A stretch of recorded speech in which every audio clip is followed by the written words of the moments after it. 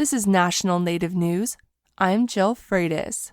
Arctic sea ice has been shrinking in recent decades, reaching record lows both in summer and in winter. A new study shows a continuation of this trend. Ice is sticking to Alaska's northern shores for less time than it used to.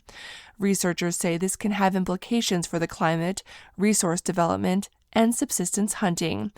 The Alaska Desk's Aliona Naiden reports. Andrew Mahoney is a research professor at the University of Alaska Fairbanks Geophysical Institute. In January, he and his colleague published a study in the Journal of Geophysical Research, Oceans.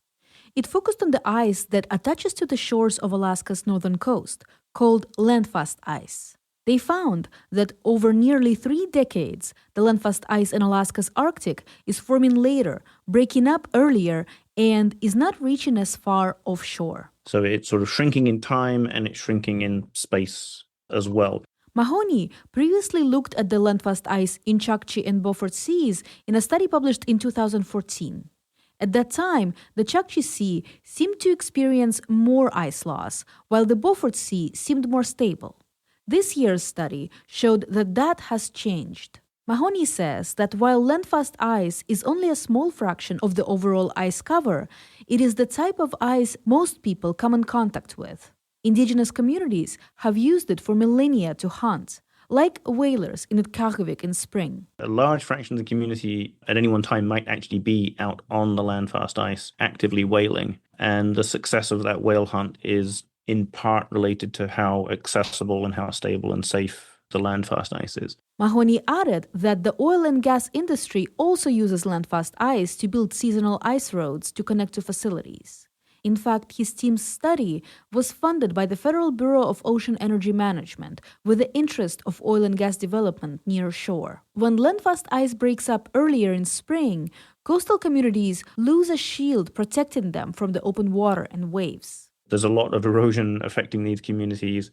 Most of it happens in the fall, but we could start to see more erosion happening in the springtime if landfast ice keeps breaking up earlier. The Arctic has been warming 4 times faster than the rest of the world. The recent landfast ice decline might be related to the overall thinning of Arctic ice due to climate change. But more research is needed to better understand the process behind it. In Anchorage, I'm Aliona Naiden. It was just Election Day for the 15,000-member White Mountain Apache Tribe. As KJZZ's Gabriel Pietrasio reports, a new chairman has been named and hopes his administration can help change course. The tribal radio station first announced official results late Wednesday. 88.1 FM, whatever, 89.9 FM, City Q. White River School Board member Orlando Carroll won the seat by 80 ballots. Over 4,200 votes were cast in that race. The chairman-elect celebrated with supporters. You are the core of the Carroll administration. Carroll promises stability and a brighter future after the tribe has had 2 different sitting chairmen within recent weeks. For National Native News, I'm Gabriel Pietrasio. And I'm Jill Freitas.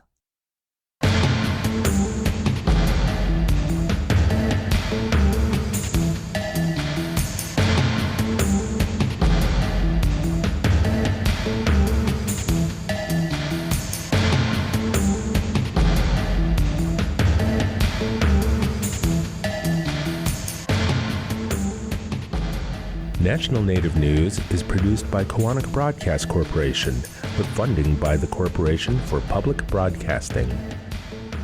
Support by the Gathering of Nations Powwow. The last dance is this April 24th and 25th at Expo, New Mexico. Main Street will be Native Route 66 with classic cars, motorcycles, roving dance performances, and more. Tickets at gatheringofnations.com and at the gates. Hear that? Tribal college faculty do so much, one can't say it all here. Nothing but respect. Visit mostthoroughdjobdescription.com. The American Indian College Fund supports this program.